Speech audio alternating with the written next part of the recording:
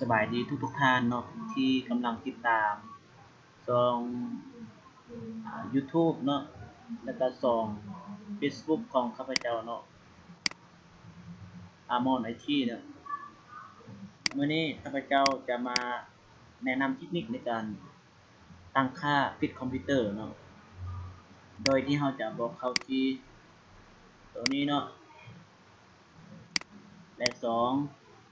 เราจะบดใส่AFC ตัวนี้เนาะเพื่อปิดคอมพิวเตอร์เนาะเราจะบดใส่เนาะโดยเราจะใส่คำสั่งเนาะคำสั่งเพื่อปิดคอมพิวเตอร์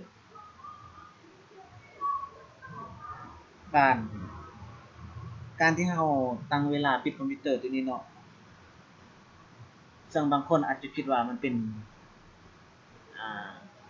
สิ่งที่ยากเนาะแต่ว่าความจริงมันบ่ได้ยากเนาะสำหรับบางคนเนาะที่มักเบิ่งหนังหรือว่าฟังเพลงเนี่ยต่างๆเนาะแล้วเปิดคอมปาไว้เนาะแต่ว่าบางคนมักลืมเนาะแล้วก็เฮ็ดให้คอมมันใช้งานต่อ24ชั่วโมงเนาะแต่ว่ามื้อนี้เนาะเราจะมาใส่คำสั่งเนาะโดยที่ว่าเราเขียนคำสั่งแล้วเราเข้าไปนอนเนาะเข้าไปนอนก็ได้เนาะแต่ว่าฮอดเวลาคอมอาจจะปิดโดยอัตโนมัติเนาะอันนี้เราจะใส่คำสั่งเนาะคำสั่งตัวนี้เราจะใส่ได้ทั้งWindows 10 Windows XP Windows 8 8.1อย่างเงี้ยต่างๆก็ได้หมด Windows 7 Windows 8 Windows 7ก็ใส่ได้หมดคือกันเนาะคำสั่งเนาะให้เข้าไปที่ตัวนี้เนาะแล้วพิมพ์คำว่า shutdown ตัวนี้เนาะแล้วให้ยาวางแล้วใส่เครื่องมือ15ตัวนี้เนาะแล้วให้ยาวางอีกใส่ตัวคีย์เนาะให้ยาวางอันนี้ขั้นตอนตัวนี้เราจะใส่ระบุเวลาเนาะระบุเวลาว่าเขาจะปิดคอมพิวเตอร์ภายในจักนาทีเนาะหลังจากที่เขาลิ้นไปเนาะมันจะปิดคอมพิวเตอร์ภายในจักนาทีเนาะตัวอย่างข้าพเจ้าจะปิด10นาทีเนาะเขาก็มาคูณเบิ่งว่า10นาทีเนาะ10คูณ60นี่1นาทีต่อ60วิเนาะตัวอย่างข้าพเจ้าจะเอา10นาทีเนาะ10นาทีคูณให้60วิเนาะจะถึก600เนาะแล้วให้กด enter เนาะอันนี้เป็นคำสั่งเนาะคำสั่งเมื่อใดนั่นนี่แล้วให้กด enter ไปเลยหลังจากนั้นเนาะมันจะเด้งหน้าต่างตัวนี้ออกมาเนาะให้สังเกตเบิ่งมีกระเจนี่เนาะแปลว่าได้เนาะ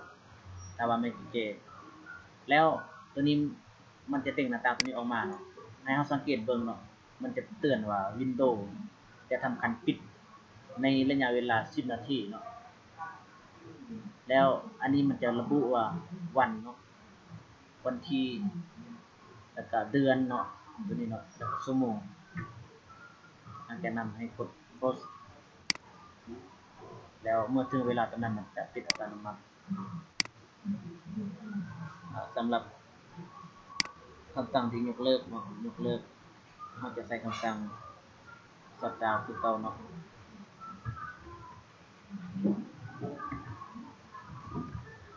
ให้ยาวางเนาะให้ใส่เครื่องหมายลบ A ตัวนี้เนาะแล้วให้กด enter แล้วมันจะดึงหน้าต่างมันจะบอกว่าการตั้งค่าปิดคอมพิวเตอร์เนาะได้ยกเลิกแคนเซิล